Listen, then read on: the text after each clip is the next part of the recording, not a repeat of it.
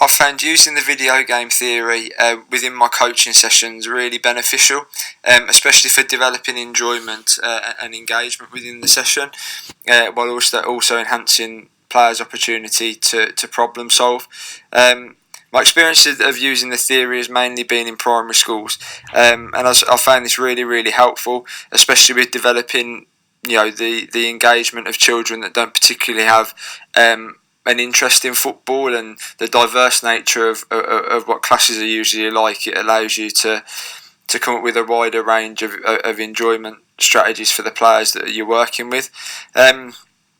I think the reason for that is because the child becomes detached sometimes from the fact that you're playing football, because you've got this focus of a video game, and they focus more on unravelling the mission within the game, which can obviously help them become more enthused for their problem solving.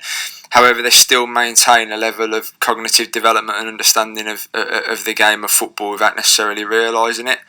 I think the nice thing about the video game theory is that you can use it as little or as much as you'd like to within your session, and that it can affect both individuals and the collective group.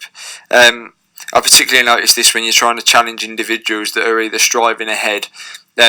forging ahead or striving to keep up, and also those children that might not necessarily have a natural motivation to win the game, and winning the game isn't just enough to keep them engaged. They need something extra, which I found putting a video game theme in makes it a bit more of a motivation for them.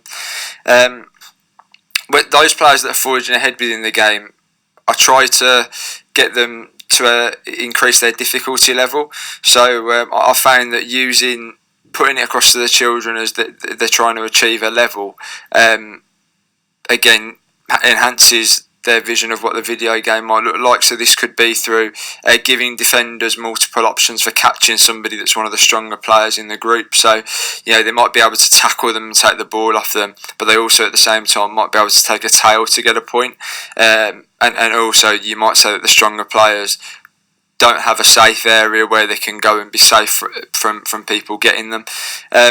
For those that are struggling and trying to keep up within the game, one of the things that I've tended to use is give them a superpower of an invisibility cape.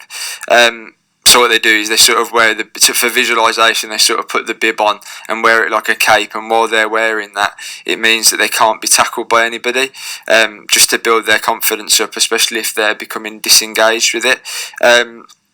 But I've also tried to use that as levels as well. So level 1 might be they wear the cloak and they can't get tackled.